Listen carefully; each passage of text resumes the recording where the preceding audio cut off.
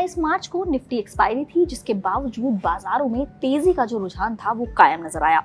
Nifty 105 points बढ़कर 23,591 के level पर बंद हुआ, जबकि अगर बैंक निफ्टी की मैं बात करूं तो वो 366 पॉइंट्स बढ़कर 51,575 के लेवल पर बंद हुआ। हालांकि यूएस प्रेसिडेंट डोनाल्ड ट्रंप ने सुबह ही ये अनाउंसमेंट आ गई थी, लेट नाइट अनाउंसमेंट आई थी कि ऑटो इंपोर्ट्स पर 25% टैरिफ लगेगा, जिसके बाद हमने आज सुबह हल्की प्रॉफिट बुकिंग जरूर देखी और इसकी वजह से ऑटो इंडेक्स में जरूर आज हम पूरे दिन गिरावट देखते रहे। तो अगर टॉप लूजर और गेनर्स की बात करें, सबसे पहले गेनर्स पर आते हैं, तो सबसे पहला गेनर हीरो मोटोकॉर्प रहा, उसमें करीब 4% का इजाफा हमें देखने को मिला।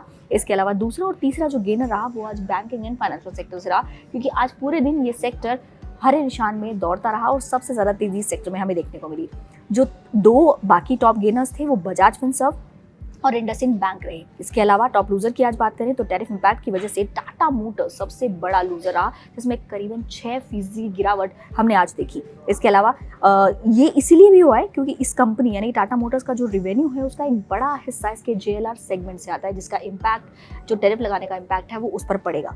इसके अलावा अगर दूसरे टॉप लूजर की मैं बात करूँ तो वो 1.56% की गिरावट के साथ रहा सन फार्मा, जबकि तीसरा टॉप लूजर आयशर मोटर्स रहा, जिसमें करीब 1% की गिरावट हमने आज देखी। हालांकि ट्रंप ने साफ कर दिया है कि उन्होंने जो टैरिफ्स लगाए हैं वो परमानेंट हैं, उनमें किसी तरह की नेगोशिएशन की कोई उम्मीद नहीं है, तो ट्रंप नहीं लग रहे हैं किसी भी तरह की नेगोशिएशन के मूड में।